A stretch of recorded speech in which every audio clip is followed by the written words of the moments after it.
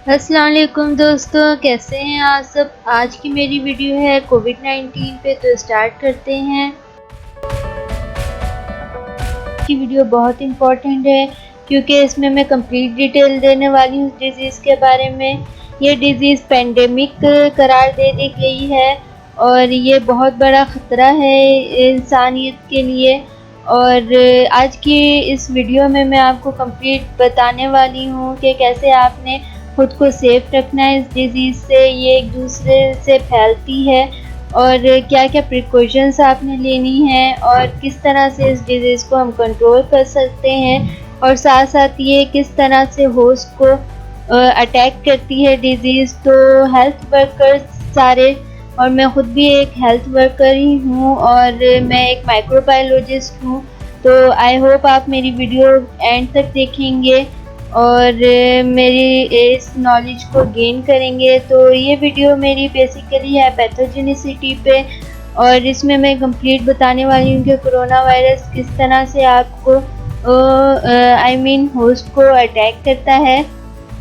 और इसमें मैं ये की पॉइंट्स आपको दिखाती जा रही हूँ जिन पे मैं अभी बात करूँगी, और आपने बहुत ही ध्यान से सुननी है। ये वीडियो बहुत इम्पोर्टेंट वीडियो है और यहाँ पर मैं सबसे पहले आपको एक्सप्लेन करती चलूँ कि नॉर्मल फ्लोरा और पैथोजेंस। यहाँ पे मैं जितने भी टॉपिक्स आपको बताऊँगी वो सब मैं आपको कोरोना से रिलेट करके बताऊँगी, यानी कोविड-19 से रिलेट करके बताऊँगी। तो सबसे पहले मैं आपको नॉर्मल फ्लोरा का बताती चलूँ कि हमारी स्किन पे एक लेयर होती है। स्किन के हमारे जितने भी ऑर्गन्स बॉडी के हैं उन पे एक लेयर होती है गुड बैक्टीरिया की, जो कि बैड बैक्टीरिया को आने नहीं देते। और पैथोजन वो हैं जो कि माइक्रो ऑर्गेनिज्म हमें या किसी भी जानदार को अटैक करते हैं और डिजीज़ कॉज करते हैं। वो बैड बैक्टीरिया होते हैं या वायरस होते हैं जो कि हमारी बॉडी के लिए बिल्कुल अच्छे नहीं होते। तो आप सबको मैं साथ साथ ये बताती चलूँ कि कोविड-19 एक पैथोजन है और इसके वायरलेंस फैक्टर्स बहुत ज़्यादा एडवांस्ड हैं, जिसकी वजह से ये हमें डिज़ीज़ कॉज कर सकता है बहुत हैवी। इसके surface proteins about 29 surface proteins हैं इसके ऊपर, और ये बहुत ही ज़्यादा ख़तरे की बात है। इसके अलावा इसके स्ट्रक्चर आप देख सकते हैं, मैंने बिल्कुल ओपन करके यहाँ पे स्ट्रक्चर की पिक्चर लगा दी है।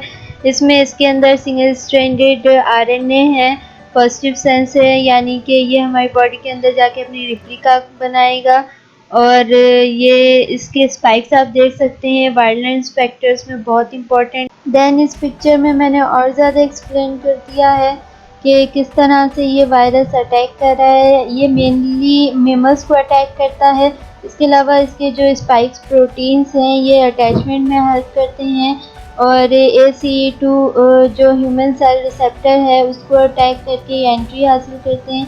देन इसके अलावा ह्यूमन फैक्टर्स भी इसमें ऐड होते हैं, यानी एज, इम्यून सिस्टम, और पहले से अगर डिजीज़ हैं तो ये सारे फैक्टर्स मिलके इस वायरस को और ज़्यादा एक्टिव कर रहे हैं और इसकी वायलेंस फैक्टर्स को और ज़्यादा इंक्रीज़ कर रहे हैं। तो आपको साथ साथ में बताती चलूँ कि वायलेंस फैक्टर्स में लेस वायलेंट में कम नुकसानदेह वायरस होते हैं और मोर वायलेंट यानी कि ज़्यादा नुकसानदेह होते हैं। देन मैं आपको डिज़ीज़ प्रोग्रेशन का बताती चलूँ, यानी कि कैसे ऑनसेट होती है डिज़ीज़ और कैसे एंड तक पहुँचती है। तो इसके कुछ इंटरवल पीरियड्स हैं, जैसे कि इंक्यूबेशन पीरियड, प्रीडोमल स्टेज और पीरियड ऑफ इन्फेक्शन, और इसके बाद एक्मे डिक्लाइन फेज, यानी कि ये सारी फेजेस से गुजर के ही वायरस या कोई भी पैथोजन या डिज़ीज़ कॉजिंग एजेंट ही डिज़ीज़ कॉज करता है।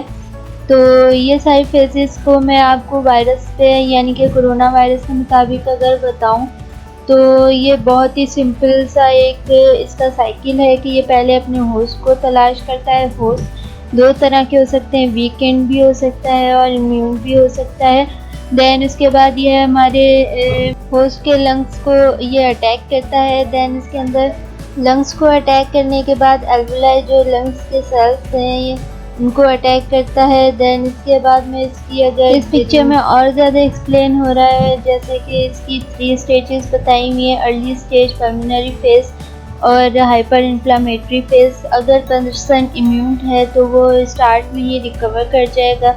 देन कुछ साइन और सिम्टम और थेरेपीज़ नीचे बताई हुई हैं। देन इसके बाद मैं इसकी ट्रांसमिशन ऑफ डिजीज़ के बारे में आपको बताऊं तो दो तरह से ट्रांसमिशन होती है, डायरेक्ट ट्रांसमिशन यानी पर्सन टू पर्सन, और इनडायरेक्ट यानी कि बीच में कोई वेक्टर की इन्वॉल्वमेंट होती है। वेक्टर कोई एनिमल हो सकता है या दूसरा कोई और वेक्टर हो सकता है, इनएनिमेट चीज़ें भी हो सकती हैं। इस पिक्चर में आपको क्लियरली सब नज़र आएगा कि किस तरह से स्टार्ट में बैट से ये वायरस ट्रांसमिट हुआ, देन पर्सन टू पर्सन ये इसकी ट्रांसमिशन हो रही है। इसीलिए मैं आपको कह रही हूँ कि ये एक फैलने की बीमारी है, तो आप सब प्लीज़ एहतियात करें। कोविड-19 जो वायरस है वो पर्सन टू पर्सन फैलता तो है, लेकिन इस पिक्चर में आप देख सकते हैं कि ये इनएनिमेट यानी ऑब्जेक्ट्स के थ्रू और सरफेसेस के थ्रू भी फैल रहा है। और प्लीज़ अवॉइड करें ये सरफेसेस को टच करने के बाद अपने फेस या आइज़ या एयर्स को टच करने से। अब मैं आपको नेक्स्ट टॉपिक पे ले चलती हूँ, जिसमें टाइप्स ऑफ डिजीज़ में एक्सप्लेन कर रही हूँ।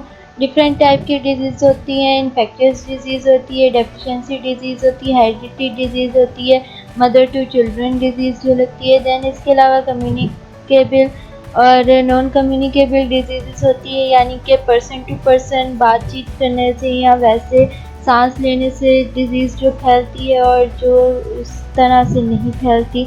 देन इसके अलावा क्रोनिक और एक्यूट डिजीज़ होती हैं। क्रोनिक बहुत ज़्यादा ख़तरनाक होती है, लॉन्ग टर्म डिजीज़ होती है। एक्यूट डिजीज़ वो शॉर्ट टर्म होती है, लेकिन वो भी ख़तरनाक होती है और जल्दी रिकवर भी हो सकती है। और यहाँ पर मैं आपको ये बताती चलूँ कि इनके अलावा प्राइमरी और सेकेंडरी डिजीज़ और लोकल और सिस्टमेटिक डिजीज़ टाइप्स भी होती हैं। देन अब मैं ये सारी टाइप्स आपको कोविड-19 पे एक्सप्लेन करूँगी कि कोविड-19 किस टाइप की डिज़ीज़ है। तो फर्स्ट ऑफ़ ऑल ये कम्युनिकेबल डिज़ीज़ है, यानी ये एक से दूसरे को लग सकती है। और सेकेंडली ये एक्यूट डिज़ीज़ है, सीवियर एक्यूट रेस्पिरेटरी सिंड्रोम है इस डिज़ीज़ का नाम। देन ये इन्फेक्टियस डिज़ीज़ है, इन्फेक्शन कॉज करती है, इन्फेक्टियस एजेंट से ये डिज़ीज़ कॉज होती है। देन ये सिस्टमेटिक डिज़ीज़ है। सिस्टमिक डिज़ीज़ इसलिए है क्योंकि ये डिफरेंट सिस्टम में जाके डिज़ीज़ कॉज करती है। देन प्राइमरी और सेकेंडरी डिज़ीज़ मैं इसलिए एक्सप्लेन नहीं कर पा रही क्योंकि ये इम्यून पर्सन में भी हो रही है और नॉन इम्यून पर्सन में भी हो रही है। एस्टेब्लिशमेंट ऑफ इन्फेक्शन के टॉपिक के बारे में बताऊंगी कि किसी भी पैथोजन को डिजीज़ कॉज करने के लिए सबसे पहले एंट्रेंस हासिल करनी पड़ती है उसके अंदर, देन एडहेरेंस, देन कोलोनाइजेशन और फिर उसको होस्ट डिफेंस मैकेनिज्म खुद से भी बचाना होता है। देन मैं पोर्टल ऑफ एंट्री को थोड़ा और एक्सप्लेन करती चलूँ तो कोई भी स्पेसिफाइड ऑर्गन ही इसके लिए टारगेट होता है किसी भी डिजीज़ कॉजिंग एजेंट के लिए। तो पोर्टल ऑफ एंट्री बेसिकली हमारे माउथ, स्किन, नोज़ इस तरह की साइट ऑफ एंट्री होती हैं। लेकिन साथ साथ मैं ये बताती चलूँ आपको कि हर portal of entry disease cause नहीं कर सकता। जैसे कि हम कोविड-19 की अगर बात करें, ये बेसिकली लंग्स को अफेक्ट करता है, severe acute respiratory syndrome cause करता है। और ये बेसिकली नोज़ और रेस्पिरेटरी ट्रैक और एयर्स और आइज़ के थ्रू एंटर होगा। इसके अलावा ये स्टमक या फूड चैनल्स के थ्रू नहीं आ सकता। ये इसकी पीएच अल्टर हो जाएगी वायरस की और ये जो है इनएक्टिवेट हो जाएगा, डिजीज़ कॉज नहीं कर सकता, चांसेस बहुत कम हो जाएंगे। देन हम माइक्रोबियल लोड की बात करें अगर, तो ये माइक्रोबियल लोड दरअसल डोज है, यानी कितनी क्वांटिटी में माइक्रो ऑर्गेनिज्म होस्ट के अंदर एंटर हो रहे हैं। डिजीज़ कॉज करने के लिए बहुत इम्पॉर्टेंट क्वालिटी है ये, अगर माइक्रो ऑर्गेनिज्म बहुत ज़्यादा तादाद में एंटर होंगे होस्ट के अंदर तो वो डिज़ीज़ ज़्यादा तेज़ी से कॉज करेंगे, जबकि कम क्वांटिटी में अगर एंटर होंगे तो हमारा इम्यून सिस्टम उनको फाइंड आउट कर लेगा और इजीली उसको रिमूव आउट कर देगा जब तक वो एक्टिव हों। दैन सेकंड क्वालिटी है टिश्यू पेनिट्रेशन और इन्वेसिवनेस, यानी कि पैरासाइट पेनिट्रेट टिश्यू के अंदर कैसे कर रहा है और उसका स्ट्रक्चरल डैमेज यानी कि डिजीज़ कॉज करने की एबिलिटी है। ये पेनिट्रेशन के बाद डिजीज़ कॉज होती है। तो अगर कोविड-19 की बात करें तो ये लंग्स को और ये पेनिट्रेट करता है एल्वुलाई जो कि लंग्स के अंदर टिश्यूज़ हैं उनको डैमेज करता है। इसकी अगर हम और बात करें कोविड-19 की, तो इसके ऊपर स्पाइक्स यानी कि जो स्ट्रक्चरल प्रोटीन है वो इसको इन्वेसिवनेस में हेल्प करते हैं। टिश्यू पेनिट्रेशन के अंदर ह्यूमन सेल के ऊपर फ्यूरिन प्रोटीन है, ACE2 नेम का टारगेट है, उसको ये जाके अटैच करता है और देन इंटरनलाइज कर लेता है ख़ुद को, और फिर ये रिप्लिकेट करता है, जिसके बाद इम्यून सेल्स वहाँ पर पहुँच जाते हैं, जिसके बाद इन्फ्लेमेशन इन्फेक्शन कॉज होता है अल्वुलाई के अंदर, जो कि लंग सेल्स को बैडली डैमेज करती है ये बात। और लंग सेल्स जब डैमेज हो जाते हैं तो ब्रीथिंग में डिफ़िकल्टी आती है। आपको इधर इसमें पिक्चर्स में नज़र आ रहा होगा कि किस तरह से एक हेल्दी ये लंग है और एक डैमेज लंग्स है, और ये डैमेज जो है वो ब्रीथिंग में डिफ़िकल्टी कॉज करता है, जिसके बाद वेंटिलेटर यूज़ करने की कंडीशन आ जाती है, आर्टिफिशियल ब्रीथ देने की। एंजाइम्स और टॉक्सिन प्रोडक्शन एक और वायरलेस फैक्टर है जो कि पैरासाइट को हेल्प करता है डिज़ीज़ कॉज करने में और डिफेंस मैकेनिज़्म को रेजिस्ट करने में।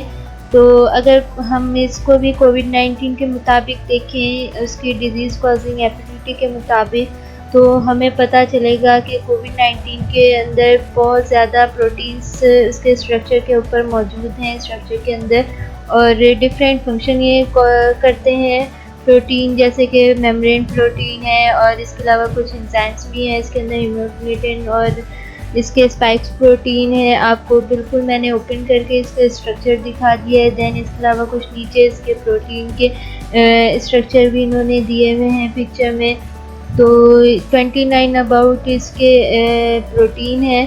देन हर प्रोटीन का अलग फंक्शन है। अगर बेसिकली 3 प्रोटीन हम बात करें, न्यूक्लियोकैप्सिड प्रोटीन, तो ये स्ट्रक्चर को ये बहुत इम्पॉर्टेंट प्रोटीन है। ये अटैचमेंट और इसकी जो आरएनए है उसकी ट्रांसक्रिप्शन में हेल्प करता है। देन इसके अलावा स्पाइक प्रोटीन है, ACE2 अटैचमेंट प्रोटीन है, स्पाइक प्रोटीन एस प्रोटीन भी कहला रहा है, और ACE2 ये अटैचमेंट में हेल्प। इसी तरह से स्पाइक प्रोटीन भी इसको बाइंडिंग में हेल्प करता है, यानी वायरस पार्टिकल का होस्ट पार्टिकल से बाइंडिंग। तो यहाँ पे मेरा आज का टॉपिक ख़त्म होता है। तो एट द एंड मैं आपको यही कहूँगी कि एहतियात इलाज से बेहतर है, और रिड्यूस योर रिस्क ऑफ कोविड-19, जिसके लिए आपको कुछ प्रिकॉशंस करनी होंगी। अपने हैंड को आइज़ और नोज़ से टच ना करें और किसी और से हैंडशेक ना करें।